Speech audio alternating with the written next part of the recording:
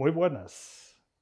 Seguimos con esta serie del ciclo de la humanización en la sanidad a través de la historia, de la Edad Media, y hoy vamos a hablar de los judíos. Estamos para hablar de los judíos en una farmacia, seguimos en el Museo de Farmacia Hispana, pero estamos en otra localización. Esta es una farmacia madrileña. Es una farmacia madrileña del siglo XIX que estuvo situada en la Plaza de Santo Domingo, más o menos donde hoy hay un aparcamiento para coches en uno de esos laterales. Y estamos aquí porque esta farmacia está adornada, entre otras cosas, con unas estrellas de David, pero que por las investigaciones que han hecho los compañeros no tienen nada que ver con el judaísmo, sino que es un elemento ornamental más. Pero bueno, como vamos a hablar de los judíos y queremos ir variando las ambientaciones, hemos pensado que aquí sería un buen lugar. De los judíos en la ciencia, pues personalmente sé algo, poco, pero de los judíos en la sanidad, digamos que poquísimo. Se conoce, o yo conozco poquísimo. Sabemos que por la literatura fundamentalmente, que hubo muchos, físico, médico, judío, prácticamente era sinónimo durante la Edad Media. Pero en España fueron expulsados pronto, demasiado pronto tal vez, y lo que quedó pues fue ese recuerdo medieval de que podían atender a los enfermos, pero no darles ningún medicamento, lo que aparece en las 7 partidas, y luego el recuerdo de la limpieza de sangre, ¿no? Esa obligatoriedad de no ser hijo de judío, marrano ni árabe, ser un cristiano viejo. Y recordamos también la égira que un montón de médicos y de científicos judíos o cristianos nuevos realizados por Europa, pues dando muchísima gloria a la sanidad. Yo recuerdo fundamentalmente a Andrés Laguna, que es uno de mis más queridos personajes científicos en la historia. Para hablar de esto, pues he invitado en nombre de la Fundación de Ciencias de la Salud a otra buenísima compañera de la Real Academia de la Historia, que es doña Amparo Alba, que ha entrado hace relativamente poco en la Real Academia, pero que ya nos ha dejado deslumbrados, y dicen, parece que siempre hablo demasiado bien de los compañeros, pero es cierto, nos ha dejado deslumbrados con su discurso de entrada y con un discurso fundamentalmente sobre ciencia, sobre astrología. Doña Amparo Alba es doctora en Filología Semítica y licenciada en Filología Francesa en la Universidad Complutense. Es catedrática de Filología en el área de estudios hebreos y arameos y, como he dicho, es académica de número de la Real Academia de la Historia. Tiene una serie importante de líneas de investigación, de las cuales pues solo voy a leer los títulos y algunas de los desarrollos de la misma. En primer lugar, siéntate cuando quieras, pero en primer lugar, se dedica a la crítica textual bíblica, que tiene ediciones críticas de los libros de Isaías, Jeremías y Ezequiel, en puntuación babilónica. También otra línea de investigación es la literatura rabínica y la cuentística hebrea medieval.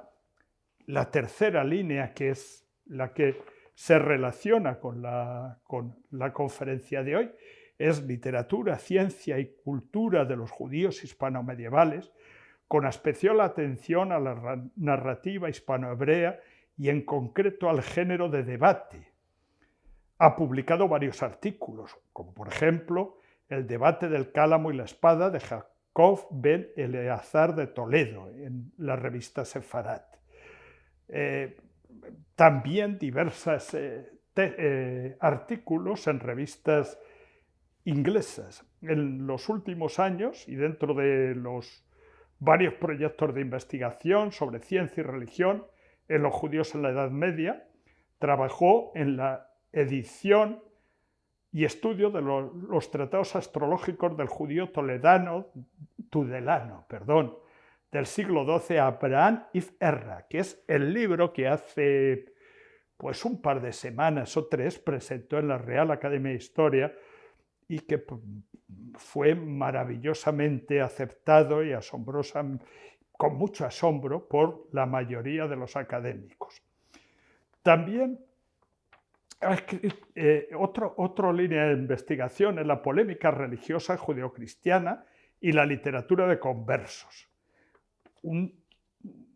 Otro trabajo que es, desde mi punto de vista, muy complicado y desde mi punto de vista también extraordinariamente atractivo es el pensamiento, la cábala y la mística judía medieval. Lleva impartiendo la asignatura de cábala y mística judía más de 20 años. Ha dado muchas conferencias, ha escrito un montón de artículos sobre este tema. Aparte de todo, es vicepresidenta de la Asociación Española de Estudios Hebreos y Judíos, es miembro de la Junta Directiva del Centro de Estudios Judeocristianos, es miembro del Consejo de Redacción de Sefarat, la revista de estudios hebraicos y sefardíes, es directora de la revista El Olivo, documentación y estudios para el diálogo entre judíos y cristianos, del Centro de Estudios Judeocristianos, y es miembro del Consejo de Redacción de la revista de Medioevo de la Universidad Complutense. Para mí es una satisfacción personal y para la Fundación de Ciencias de la Salud es pues, más que una satisfacción el tener hoy con nosotros a doña Amparo Alba, que nos va a hablar exactamente de ciencia, medicina y terapéutica en el mundo judeo medieval. Amparo, cuando tú quieras. Pues muchísimas gracias, Javier, por esta presentación tan amable y tan exhaustiva. También por invitarme a participar en este ciclo de conferencias y, por supuesto, a la Fundación de Ciencias de la Salud y a su director Esteban Palomo. Bueno, el título de la conferencia parece en principio un poco ambicioso para ser tratado en una sola sesión. Por eso he organizado la conferencia en 3 partes y la he limitado un poco en sus contenidos. Una parte introductoria de contextualización histórica de los judíos y su relación con las ciencias, su participación en centros de estudio y su contribución a la difusión científica mediante traducciones, sobre todo. Otra parte que va centrada en la relación entre medicina y religión judía y la presencia de aspectos médicos en sus obras religiosas tradicionales y, junto con ello, los primeros tratados de medicina escritos en hebreo, tanto en Oriente como en Occidente. Y por último me centraré en el judaísmo de época andalusí, en la labor que los judíos representaron en la península ibérica, pero sobre todo bajo dominio islámico, porque adentrarme en la parte de los judíos en los reinos cristianos y hasta la expulsión suponía, aparte de una grandísima cantidad de nombres de judíos que no han dejado realmente muchas obras escritas y de los que sabemos poco, pues alargarme demasiado en unos pormenores que quizá no vengan aquí a cuento. Voy, por lo tanto, a abordar la época hasta el siglo XII, más o menos hasta la llegada de los almohades, y voy a representar el papel de la medicina en la figura bien conocida del médico Maimónides.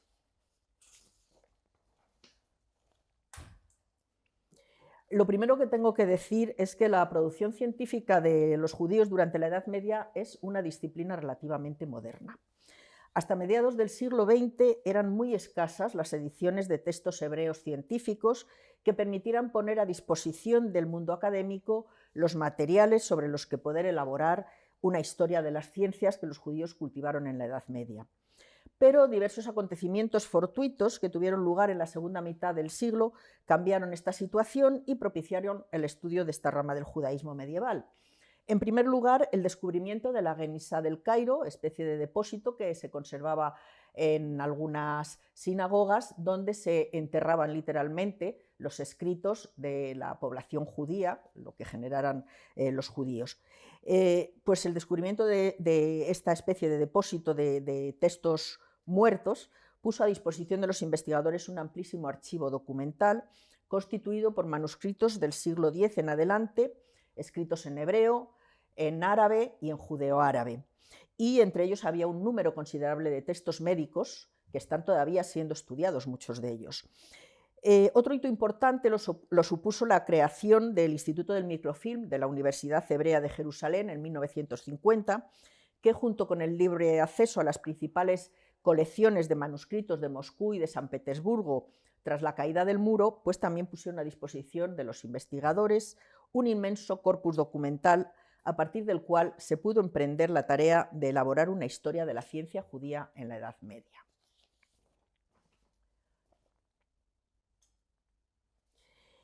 La expansión del Islam desde el siglo VII por el este, con la conquista de toda Mesopotamia, propició la integración de los judíos de Persia en la cultura islámica y su activa participación en el programa cultural que se fraguó en Bagdad bajo el califato abasí en la famosa Casa de la Sabiduría, Bait al-Hikma, donde las principales obras del saber griego, que constituían las llamadas ciencias de los antiguos, se tradujeron al árabe y se difundieron por todo el mundo islámico.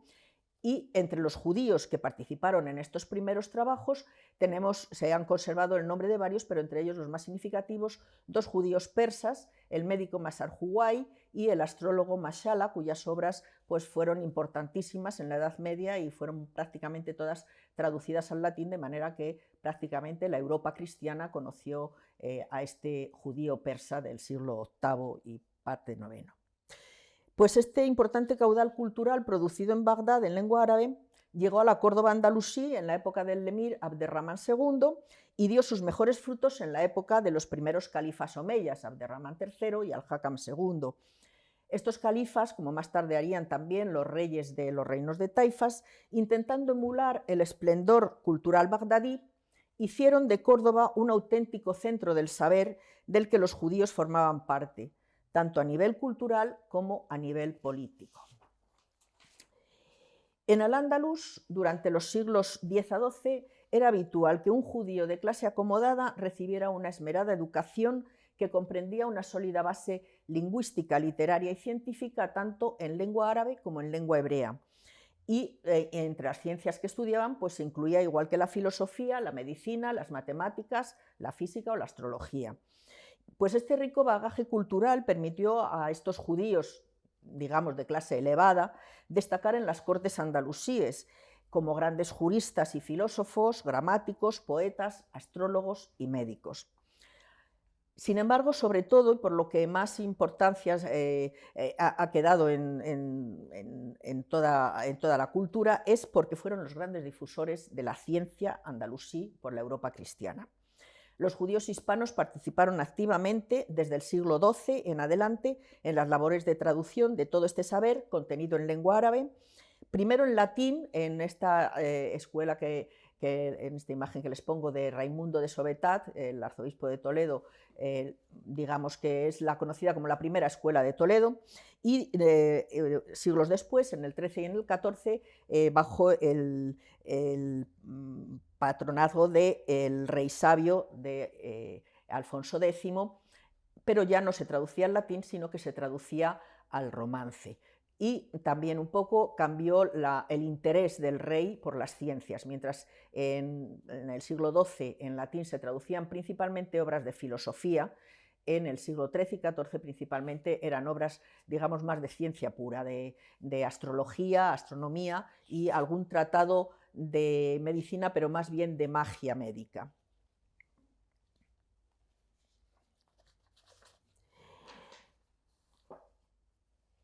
Voy a entrar ya en la segunda parte, que es la relación de la medicina con la religión judía.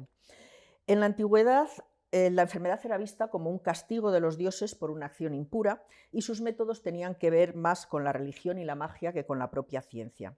Sin embargo, las supersticiones y creencias en la medicina mágica no fueron apenas aceptadas ni practicadas por los judíos. Para los judíos, el médico era el instrumento del que Dios se servía para curar las enfermedades, y por esta razón también los médicos judíos consideraban que su profesión no era equivalente a otras profesiones mundanas, sino que tenía algo de sagrado, de divina, y en consecuencia que requería de unos altos estándares éticos. Por eso no resulta extraño que la mayor parte de los médicos judíos fueran al mismo tiempo rabinos prestigiosos, juristas, filósofos o teólogos, porque la medicina estaba bien sancionada por la ley bíblica y por la talmúdica, y tenía una relación importante con asuntos religiosos. Por ejemplo, cuando Maimónides tuvo que ocuparse del sostenimiento de su familia, él, que ya tenía una fama excelente como filósofo, como exégeta, como gramático, como teólogo, en definitiva, pues consideró que no era ético enseñar temas divinos a cambio de un estipendio, y por eso decidió dedicarse a la medicina. Además, si consideramos que durante gran parte de la Edad Media los judíos fueron excluidos de casi todas las demás ocupaciones, la medicina quedó como una de las pocas salidas dignas que les quedaban para ganarse la vida.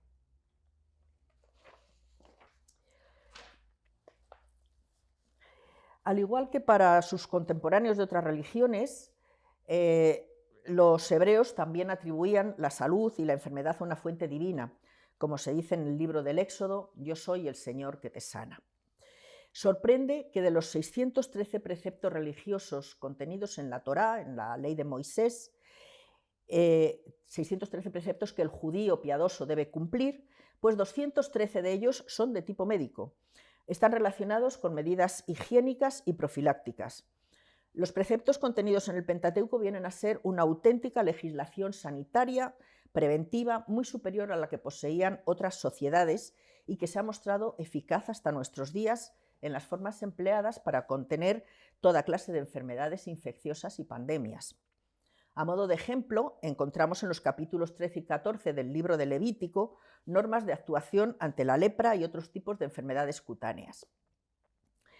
Y dice: cuando alguno tenga una inflamación, una erupción o una mancha en la piel y se le produzca una afección cutánea, será llevado ante el sacerdote. Bueno, el sacerdote venía a ser el médico de la época. El sacerdote examinará la parte afectada y lo declarará impuro, siempre que eso coincida con una gravedad de la mancha que observa. Si no está muy seguro, lo manda a recluirse una semana en casa y después volver para ser de nuevo examinado. Y en caso de que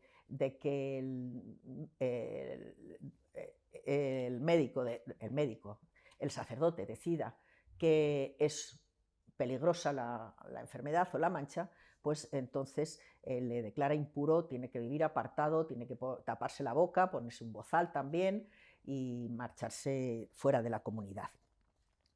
Aparecen muchas otras enfermedades mencionadas en los textos bíblicos, pues puedo recordar algunas de las plagas que Dios envía a los egipcios en el libro de Éxodo, o las cataratas que afectaron a Isaac en su vejez, o diversos tipos de heridas, pero que nunca involucran en su tratamiento ni encantamientos, ni magia, ni ritos, sino lavados, uso de bálsamos, vendajes, baños o aguas terapéuticas.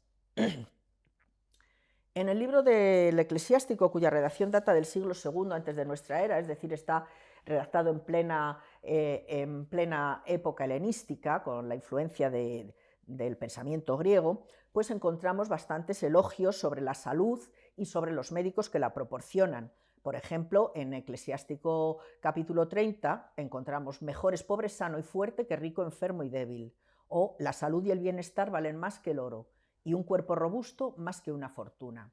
No hay riqueza que valga lo que la salud del cuerpo. Y dedica unos cuantos versículos, a hacer el elogio del médico, cuya ciencia le ha sido dada por Dios. Con los remedios el médico cura y calma el dolor. El boticario hace sus mezclas para que la criatura de Dios no perezca. Hijo mío, si caes enfermo, llama al médico, porque el Señor lo creó, y no le alejes de ti. Él suplica al Señor para que te conceda éxito. Sin embargo, a pesar de todo, pues se reconoce que Dios es el que tiene el control de la salud y la enfermedad. El que peca contra su hacedor caerá en manos del médico. El Talmud, que es el compendio de las enseñanzas tradicionales del judaísmo que constituye la ley oral, y que fue elaborado por las academias orientales entre los siglos III y VI, toca una gran variedad de temas de la vida cotidiana que implican aspectos de anatomía, botánica y consejos médicos. Y aunque ninguno de los tratados talmúdicos presenta la información como parte de una ciencia médica sistemática, en muchos de ellos se pueden encontrar referencias a distintos temas médicos, como la patología de los pulmones, o claves para diagnosticar ciertas enfermedades de la piel, o descripción de enfermedades oculares, como el desprendimiento de retina. De nuevo, los remedios mencionados en el Talmud incluyen jarabes, hierbas, bálsamos, vendas, sahumerios y baños. Para el cuidado del cuerpo, el Talmud recomienda ejercicios físicos, masajes, luz solar y, sobre todo, limpieza. Mar Samuel afirma: el lavado de manos y pies por la mañana es más eficaz que cualquier remedio en el mundo.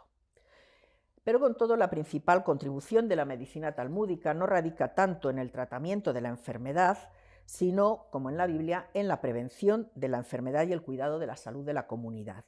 Las medidas higiénicas constituían una norma tanto práctica como religiosa y ética. Y, por ejemplo, se repite muchas veces en el Talmud que la limpieza corporal conduce a la limpieza espiritual. Por supuesto, junto a estas leyes y normas higiénicas de tipo racional y científico, encontramos consejos médicos basados en supersticiones e intermediaciones mágicas, con relativa frecuencia originados en el saber popular femenino. Así, por ejemplo, el rabino Abaye da un remedio para combatir la fiebre que su madre le contó. Y dice Abaye: mi madre me enseñó que el remedio para la fiebre de un día es beber una jarra de agua, para la fiebre de 2 días practicar una sangría, para la de 3 días comer carne roja asada a las brasas y beber vino diluido. Por ahí, hasta ahí podíamos estar más o menos de acuerdo, excepto con lo de la sangría, que yo lo quitaría si no fuera una bebida que se toma en el verano, pero era otro tipo de cuestión. Pero ahora viene lo bueno: para una fiebre de mucho tiempo, el remedio es coger una gallina negra, desgarrarla a lo largo y a lo ancho, afeitar la mitad de la cabeza del enfermo, ponerle la gallina encima y dejarla así hasta que se adhiera a su cabeza por la sangre. Luego debe meterse en agua que le cubra hasta el cuello y quedarse allí hasta que se sienta desfallecer. Entonces debe salir del agua y sentarse a descansar. Y si no puede hacer esto, o sea, si no tiene una gallina a mano que masacrar de estas maneras, debe comer puerros y meterse en agua y continuar el tratamiento anterior. Por encima de todo, incluso del cumplimiento del precepto más sagrado, en el Talmud prevalece la santidad de la vida humana y la importancia de la salud. Y así leemos, por ejemplo, que el que se excede en el ayuno debe ser considerado como un pecador, o que la salvación de la vida tiene prioridad sobre el sábado. Sin embargo, a pesar de que podamos encontrar más o menos válidas algunas de estas leyes y normas higiénicas del Talmud, la autoridad médica de Galeno se extendió tanto y se impuso de tal manera que incluso los propios talmudistas advertían a los judíos contra el uso de remedios talmúdicos, porque, como afirma el Gaón Serira del siglo X, nuestros maestros no eran médicos. Vamos a hablar ya del primer tratado médico hebreo que se ha conservado. Este sí que es un tratado médico escrito en lengua hebrea y que, según parece, puede ser del siglo VI, aunque su autoría, composición y datación siguen siendo objeto de debate entre los investigadores. Sin embargo, se piensa que el nombre del autor, que ha quedado en el libro, Asaf, sería Asaf ben Berejía, probablemente un médico de Persia del siglo VI, y se llega a la conclusión de que puede ser de Persia porque en su obra se aprecian influencias de la medicina indopersa y siríaca, además de la medicina griega, lógicamente, pero no hay en ella ningún rastro de medicina árabe. Por lo tanto, se supone que es anterior al siglo VII. Y quizá el libro está dividido en 4 secciones y quizá la mayor originalidad de este texto la encontramos en la primera sección, eso que un relato agádico, es decir, narrativo, legendario, sobre la enseñanza divina del saber médico por el ángel Rafael a Noé antes de entrar en el arca. Esta sabiduría de tipo divino fue transmitida después de salir del arca, llegó a los patriarcas, Abraham a los patriarcas, pasó hasta llegar al rey sabio Salomón. Se perdió un poco en la época del exilio en Babilonia, pero después no se sabe muy bien cómo en el Talmud se pudo recuperar parte de ello. Lo que se pretende con este relato es transmitir una noción que muchos e importantes autores judíos posteriores repitieron, que la ciencia médica no es en absoluto ajena al judaísmo, y se intenta relacionar la medicina griega con la tradición talmúdica también. De ahí que muchos médicos fueran rabinos, conocedores del Talmud. Un aspecto importantísimo de este libro es que en hebreo no había ningún tipo de terminología científica, ni de medicina, ni de ningún tipo. Estamos hablando del hebreo, que es el libro de la Biblia, es una lengua únicamente utilizada para la lengua religiosa. Bueno, pues Asaf fue el creador de una terminología hebrea para medicina, que él aclaraba mediante la inclusión de términos latinos o términos griegos que escribía en transliteración, o sea, con caracteres hebreos. El libro, que se ha conservado en muchos manuscritos, todos ellos fragmentarios, incluye capítulos sobre anatomía, embriología, fisiología, higiene, fiebre y pulso, urología y un rico antídoto. También aparece en él la traducción hebrea más antigua conocida de los aforismos de Hipócrates, y capítulos de Dioscórides y de Galeno, y además al final hay un juramento médico del propio Asaf que es una traducción y adaptación del juramento hipocrático.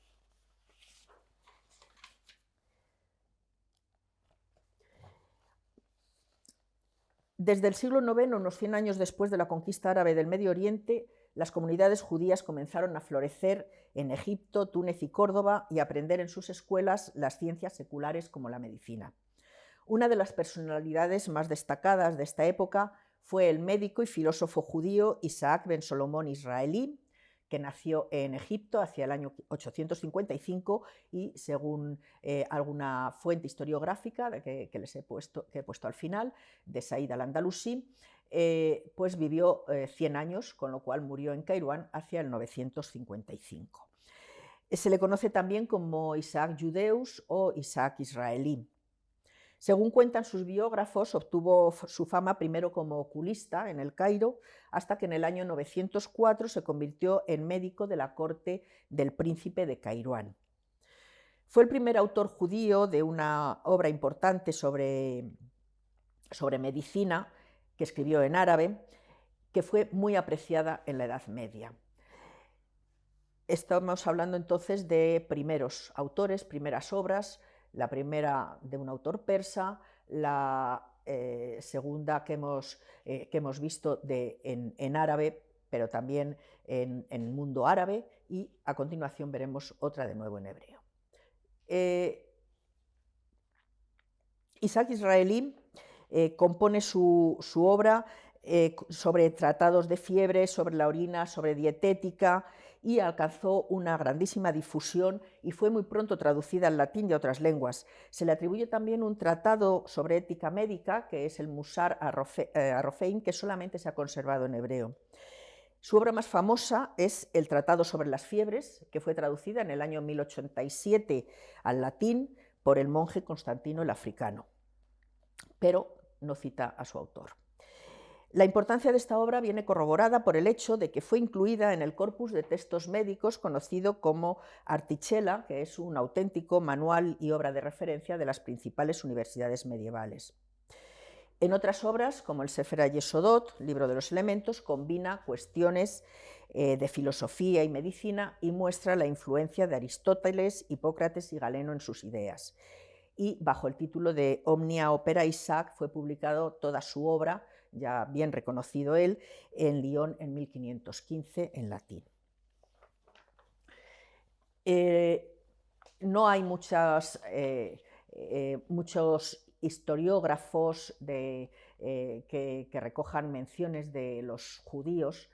Desde luego, si hay uno, llega hasta el año 1070, solamente es Said al-Andalusí, que dedica un capítulo de su libro de las categorías de las naciones a la ciencia entre los israelitas, del que he extraído unas líneas que son las que dedica a Isaac Ben Salomón Israeli, en el que dice, le llama la atención pues, su larga vida y que se mantuviera célibe toda la vida y que tampoco se preocupara de las riquezas, y luego alaba su tratado sobre las fiebres, del que dice que no tiene que no tiene par en la época.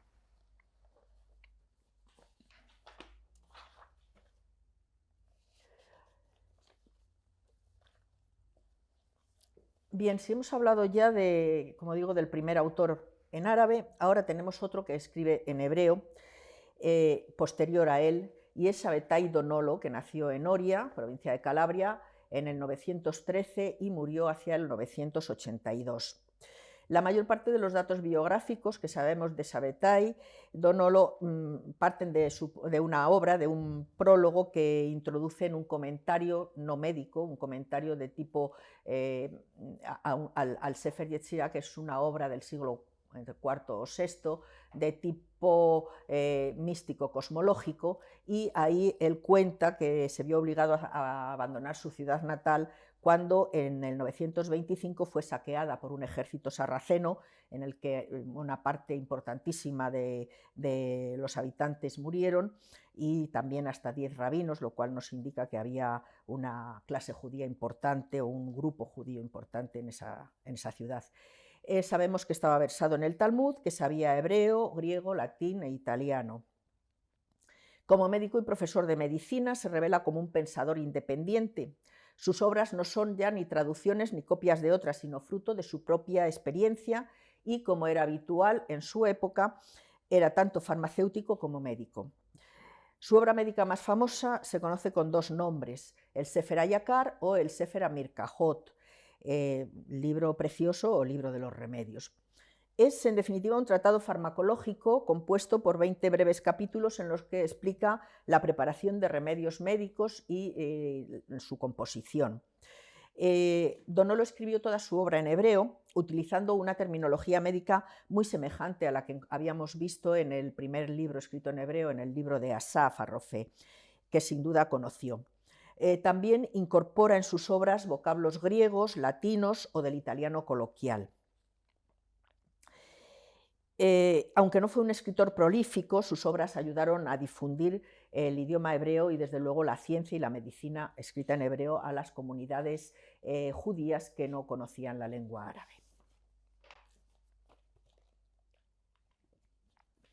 Ya centrados en la última parte, en los judíos hispanoárabes, los judíos en Al-Ándalus, cuenta la crónica árabe Akhbar Masmua que los judíos de la península colaboraron en el año 711 con los ejércitos invasores, estableciendo guarniciones en Granada, Córdoba, Sevilla y Toledo, y esto permitía a los ejércitos musulmanes una mayor libertad de movimientos. Y gracias a esto, y también protegidos por su categoría de dimíes o gente del libro, los judíos podían vivir concentrados en barrios como Córdoba o Toledo, o formando una parte muy notable de la población, como en Granada o Lucena, que en el siglo XI eran conocidas como las ciudades de los judíos. El despertar cultural de las comunidades judías en Al-Ándalus fue muy rápido. Se crearon enseguida academias en las que los jóvenes judíos recibían una esmerada formación en letras y ciencias, tanto en gramática y filosofía como en medicina o astrología. El estudio de la medicina se incluía en el currículum de los jóvenes estudiantes judíos y su práctica fue una de las profesiones más comunes de esta minoría, gracias a la cual traspasaron los límites de la aljama judía para adquirir importancia e influencia en las cortes musulmanas y más tarde también en las cristianas. En todas las ciencias conocidas compusieron los judíos sus obras, generalmente en lengua árabe con grafía hebrea, lo que se conoce como judeo-árabe, y ahí hay una página manuscrita de Maimónides en esa lengua, es decir, que tienen caracteres hebreos, pero la lengua de base es el árabe, y utilizaron la lengua hebrea solamente para sus composiciones religiosas o para la poesía. La historia del judaísmo en Al-Ándalus se puede dividir en dos grandes etapas marcadas por el año 1086. Antes de ese año es la época de la dinastía de los omeyas, que hacen de Córdoba la capital de su reino, primero como emires, luego como califas, y es también la época de los reinos de taifas, especie de emiratos que se constituyen después de la desintegración del califato, pero sobre todo es la época dorada de las comunidades judías asentadas pacíficamente y en pleno desarrollo cultural y social. En 1086, tras la conquista de Toledo por Alfonso VI, se suceden dos nuevas invasiones procedentes del norte de África, la de los almorávides y la de los almohades. Uno y otros, con el ímpetu de los neoconversos, impusieron la ortodoxia islámica y la pureza de costumbres que dejaba fuera de la ley a la población judía, que se vio obligada a convertirse al Islam o abandonar sus posesiones en Al-Ándalus y emigrar a otros lugares donde poder llevar una vida conforme a su religión. Algunos judíos huyeron hacia el norte de África, hacia Marruecos, Túnez o Egipto. Otros cruzaron los Pirineos y formaron una comunidad importante en Provenza, pero la mayoría se estableció en los reinos cristianos de Castilla y Aragón, que vieron así aumentar notablemente su población judía. La época del califato supuso, como digo, una etapa de gran esplendor e independencia para los judíos, que tenían una autoridad propia, era el Nasi, el príncipe, con jurisdicción sobre todas las comunidades, y mantenían relaciones con las academias rabínicas de Oriente y del norte de África. La figura más destacada, realmente el impulsor de la vida judía y su renacimiento, fue Hasdai ben Saprut, jienense, que se estableció ya, su padre se estableció cuando él era pequeño en Córdoba y ocupó un lugar de preeminencia en la corte de Abderramán III. Hasdai, que recibió una excelente formación lingüística y científica, especialmente en el campo de la medicina, es el prototipo del cortesano que, manteniéndose fiel a su religión, puede acceder a los más altos puestos de la administración califal. Desempeñó papeles de secretario, diplomático, médico, mecenas de los judíos, bueno, y en todas las actividades destacó. Ahí tienen algunas de estas actividades. Como médico, pues se reconoce y aparece muchas veces mencionado, y en poemas de poetas hispanohebreos contemporáneos, como una gran hazaña la curación al rey de León, Sancho el Craso, que viajó hasta Córdoba para que le curaran de la obesidad que tenía y que le impedía montar a caballo, y por tanto pues había sido destronado. Como diplomático, pues establece alianzas en nombre del califa, por supuesto, pero con distintas autoridades del mundo cristiano, ya sea el emperador de Bizancio o el emperador de Alemania, para los problemas que había.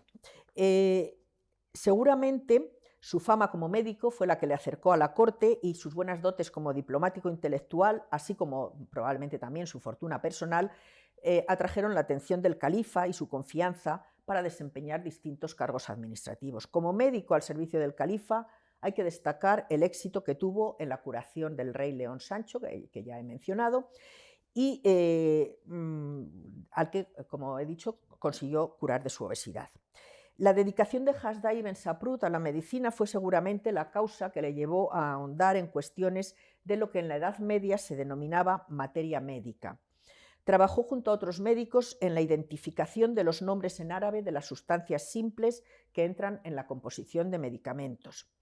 El interés por este asunto se había suscitado en Córdoba a raíz de la llegada desde Bizancio de un monje, el monje Nicolás, a quien el emperador Constantino había enviado para que ayudara en la traducción de un manuscrito griego del siglo V del tratado precisamente de materia médica de Dioscórides, que el califa le había regalado, que el emperador de Bizancio había regalado al califa con motivo, pues, de las buenas acciones diplomáticas de su secretario o de su diplomático.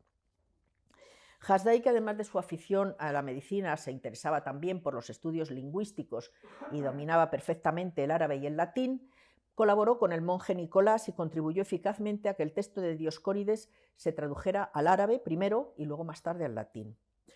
Un coetáneo suyo, el médico y farmacólogo árabe cordobés Ibn Juljul, nos ha transmitido en una de sus obras una información muy detallada sobre la traducción al árabe de esta importante obra griega.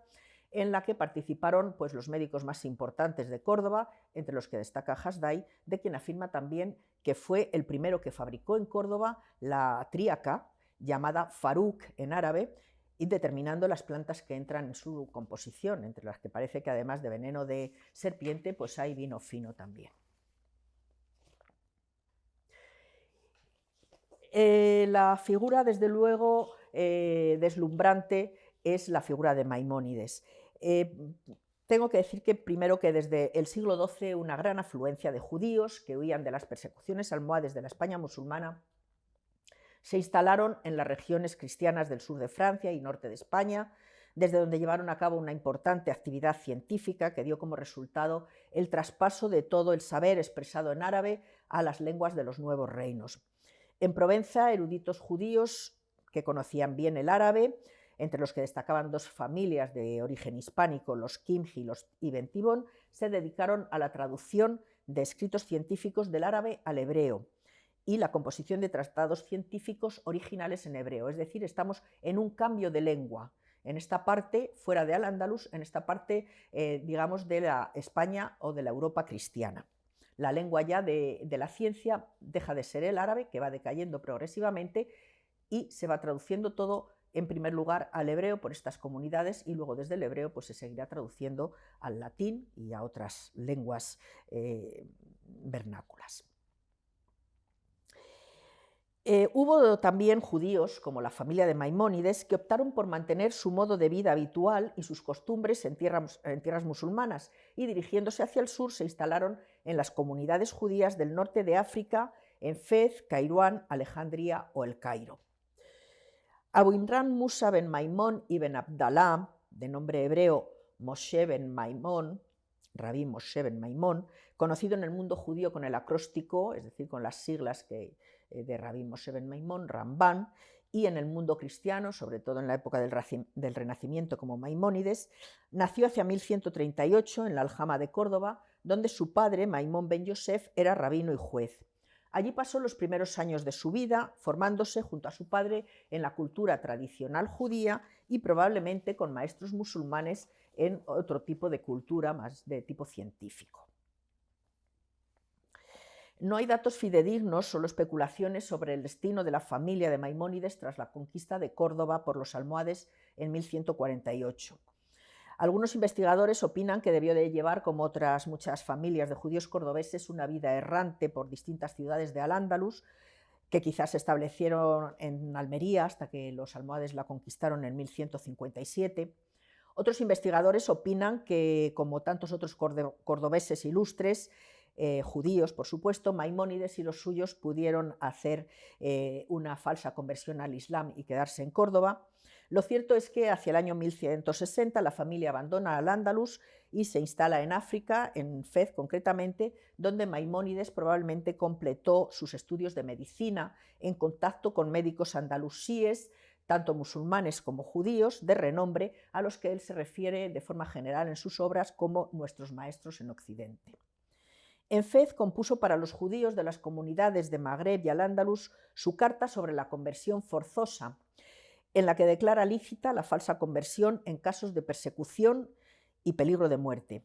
Con una actitud pragmática y realista que se refleja en muchas de sus obras, Maimónides aconseja por encima de todo salvar la vida a una costa de apostatar, aunque siempre que sea posible recomienda huir del peligro y establecerse en otro lugar. Pues quizás sea esta una de las razones que llevaron a la familia a salir pronto de Fez y tras una breve estancia en Tierra Santa, Acco y Jerusalén, establecerse en Egipto primero, en Alejandría y definitivamente en Fustat, en el Cairo antiguo o cerca del Cairo, que ya estaba. En una epístola que escribe a su discípulo, escribe a Rabí Jafet, que era un amigo que había hecho en Acco, en Jerusalén, cuenta los trágicos sucesos que le acontecieron al poco de llegar al Cairo. Además de la muerte de su padre, pronto murió también su hermano menor, David, que comerciaba en perlas preciosas por el mar y que era el que sustentaba a toda la familia, mientras él, como dice este escrito, vivía tranquilamente estudiando y dedicándose a la filosofía y a la publicación de sus obras. Cuenta ahí, también me ocurrieron sucesos lamentables y conocidos en Egipto. Enfermedades y la pérdida del dinero y de la solvencia me castigaron para mi desgracia. Pero el mayor mal que me ha sobrevenido últimamente, el peor de todos los que me ha pasado a lo largo de mi vida hasta hoy, es el fallecimiento del justo de bendita memoria que se ahogó en el Océano Índico. Gracias a él habíamos conseguido dinero para mí, para él y para otros. Él creció en mis rodillas, era un hermano y un discípulo. Comerciaba en el mercado mientras yo vivía tranquilamente, estudiaba el Talmud, la Torá y la gramática de la lengua. Pues esta desgracia es la que obligó a Maimónides a mantener económicamente a su familia y la que le llevó a dedicarse a la medicina.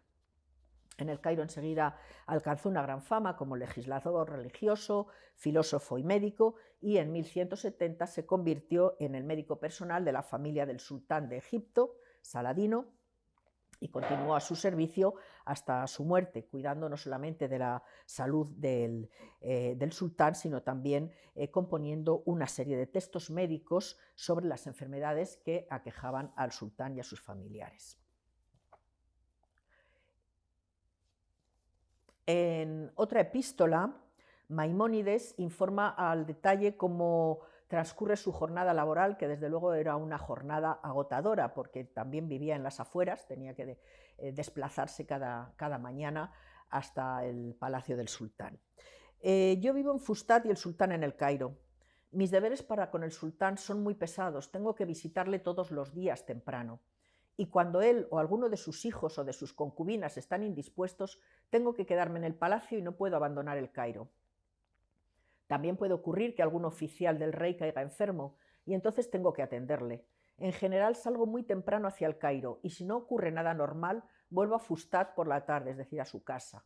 Cuando llego hambriento, encuentro el vestíbulo lleno de pacientes, judíos o gentiles, nobles o plebeyos, jueces o alguaciles, amigos o enemigos, una muchedumbre que espera mi llegada.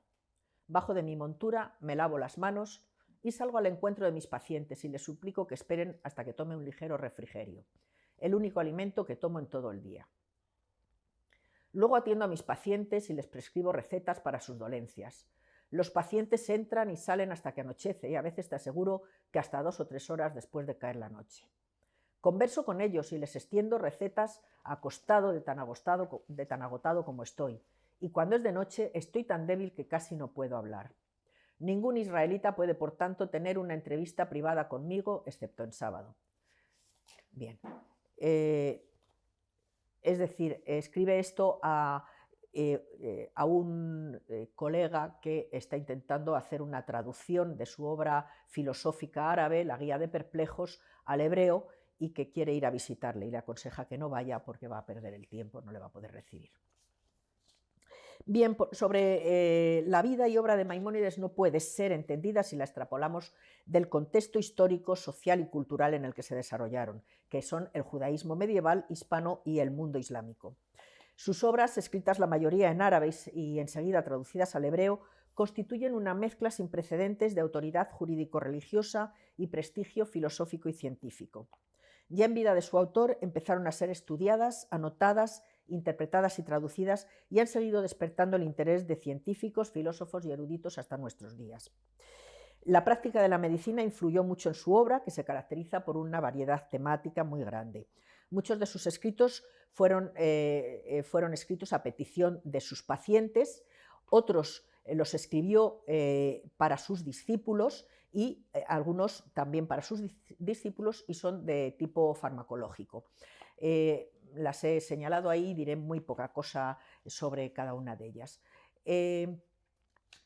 Escribe para sus discípulos tratados breves, concisos y de lo más importante que extrae de la sabiduría griega. Por ejemplo, los extractos de los libros de Galeno, también llamado Arte de la Curación, y los comentarios a los aforismos de Hipócrates, que no duda en criticar cuando le parece que no están acertados. Por su parte, compone unos aforismos propios, los aforismos médicos de Moisés, o Pirkei Moshe en hebreo, entre 1187 y 1190, que son más de 1500 aforismos.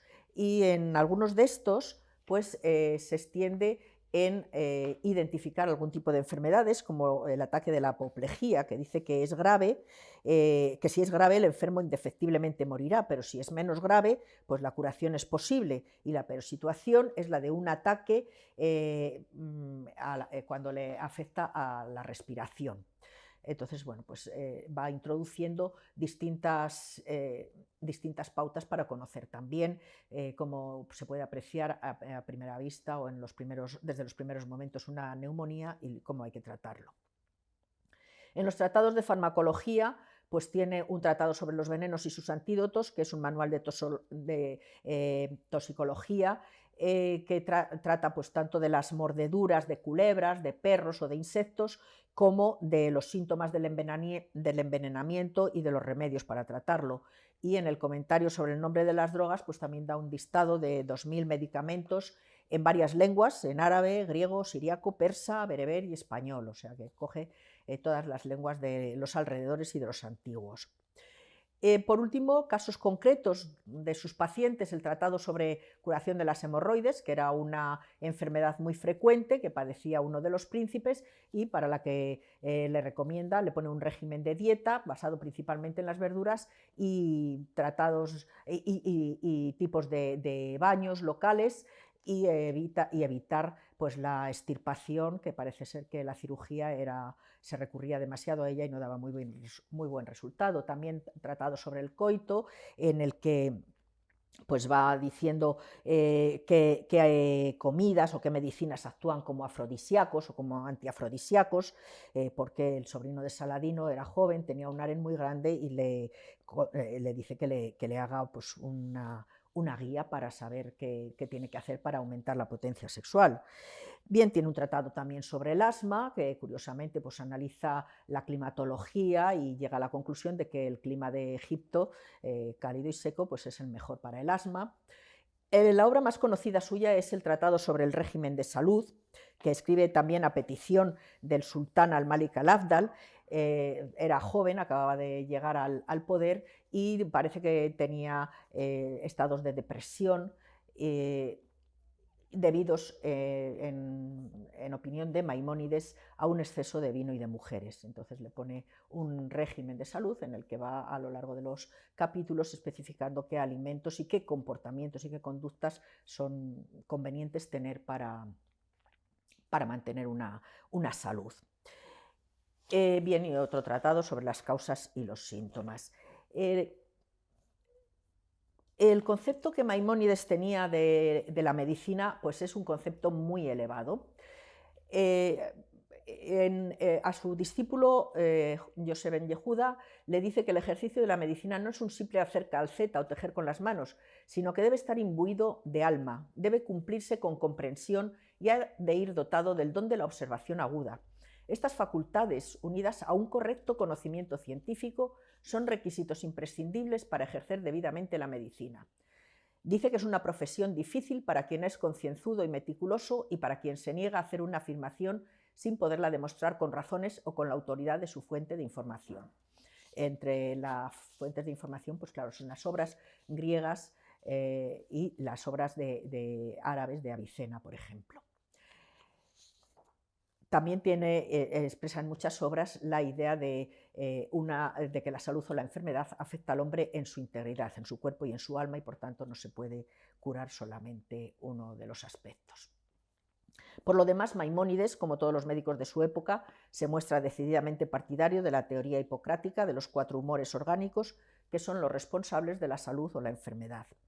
Igual que el universo está formado por 4 elementos básicos, aire, agua, tierra y agua, aire, fuego, tierra y agua, caracterizado cada uno de ellos por una cualidad específica, calor, frío, humedad o sequedad, pues también el cuerpo humano tiene 4 humores o fluidos fundamentales que resultan de la mezcla de los 4 elementos, el humor rojo, que es la sangre, el humor amarillo, la bilis amarilla, el humor negro, la bilis negra y el humor blanco, la flema. Los humores tienen su origen en un órgano, en el corazón, en el hígado, el bazo o el cerebro, y para mantener tanto la armonía del cosmos como la salud del cuerpo es necesario que los elementos opuestos estén en una proporción equilibrada. Bien, y atendiendo a su composición de elemento caliente-húmedo, caliente-seco, frío-seco, frío-húmedo, pues se recomiendan un tipo de alimentos u otro y un tipo de tratamiento u otro. Además, la proporción de los 4 humores en cada individuo determina también el carácter de estos, y así se clasifican 4 tipos de personalidades, que son los sanguíneos, los melancólicos, los coléricos y los flemáticos. Bueno, pues referencias a toda esta teoría abundan en muchas obras de Maimónides, y he señalado solo algunas, como la que dedica a su discípulo también, en el que dice que existen factores que influyen en el mantenimiento de la vida del hombre, especialmente la temperatura corporal, encargada, entre otras cosas, de la digestión de los alimentos, y que ha de mantenerse en un punto ideal, sin aumento ni disminución, al igual que una lámpara permanece encendida mientras la cantidad de aceite sea la necesaria, y se apaga si dicho aceite falta o se encuentra en exceso. De aquí se deduce la necesidad que tiene el hombre de evitar todo aquello que pueda perturbar el fluido de los humores y el mantenimiento correcto de la temperatura corporal para así conservar un estado de salud inalterable. Y en la Guía de Perplejos, en su obra filosófica, pues también llama la atención que introduce un texto relacionado con los humores. Es imposible que desde el principio el hombre venga al mundo poseyendo una virtud o un vicio, de la misma manera que es imposible que nazca siendo capaz de una acción cualquiera. Es posible que nazca predispuesto a una virtud o un vicio, de manera que ciertas acciones le resulten más fáciles. Si, por ejemplo, el temperamento de un hombre tiende a la sequedad, la sustancia de su cerebro, al ser pura y contener pocos humores, hará que este hombre retenga más fácilmente y comprenda mejor las ideas que un individuo flemático, cuyo cerebro está lleno de humores. Termino diciendo ya pues, la valoración de Maimónides ya en su propia época, casi cuando él estaba vivo. La importancia de Maimónides como médico que ejerce la medicina, pero no solo eso, sino como teórico que elabora tratados médicos importantes, es indiscutible. Ibn Abi Usaybiya, autor musulmán de una obra historiográfica sobre los médicos, habla de él en términos muy elogiosos. Dice: el maestro Abu Imran Musa ben Maimón de Córdoba era un judío erudito en las tradiciones religiosas de sus correligionarios y se contaba entre sus sabios doctores. Era su jefe en el país de Egipto. Era único en su tiempo en la profesión médica y en su práctica, dotado de conocimientos científicos y especialmente fuerte en filosofía. El rey victorioso Saladino, lo estimaba mucho y lo tenía como médico, y lo mismo hizo pues, su sucesor Abd al-Malik, al-Afdal, su hijo. Y también nos aporta Ibn Usaybiya, nos aporta también un poema del erudito musulmán y poetas del siglo XIII, al-Said ibn Sina al-Mulk, cuyos versos testimonian la gran estima de que gozaba la ciencia médica de Maimónides. Y dice así: el arte de Galeno cura solamente el cuerpo, pero el de Abu Imran, es decir, el de Maimónides, cura el cuerpo y el alma. Con su sabiduría es capaz de curar la enfermedad de la ignorancia. Y si la luna apelara a su arte, de sus manchas la libraría, de todos sus defectos crónicos habría de despojarla, hasta la curaría de su palidez en la época de conjunción. Bien, pues esto es una muestra que he traído en esta ocasión para hablar también de la medicina judía y de muchos aspectos humanos que hay en la medicina de los judíos, que espero que haya resultado de su interés. Muchas gracias. Muchas gracias, doctora Alba. Me ha gustado muchísimo la presentación, pero me ha llamado la atención sobre todo la parte final. En 3 diapositivas nos ha explicado la doctora Alba lo fundamental de los conceptos del paradigma aristotélico y galénico. Entonces, claro, me parece que es muy difícil y no. Realmente es muy sencillo, lo que pasa es que tiene muchas complicaciones, pero ha hecho un resumen verdaderamente fantástico, una síntesis de lo que es la teoría de los elementos y la teoría de los humores, y no hace falta mucho más para funcionar por la medicina desde prácticamente el siglo IV antes de Cristo hasta el siglo XVII y en algunos casos hasta el siglo XVIII. Solo me queda pues agradecer muchísimo a la doctora Alba que haya estado hoy aquí con nosotros y recordarles a todos ustedes que todavía vamos a continuar, que vamos a tener 2 sesiones más, una que puede que sea algo reiterativa sobre la ciencia en la Edad Media y otra sobre la medicina, que serán grandes síntesis. Y luego todo esto también se va a publicar pues, para que tengan otra forma de acceso a este tipo de conferencias. Muchísimas gracias y hasta el próximo día. Muchas gracias, Javier.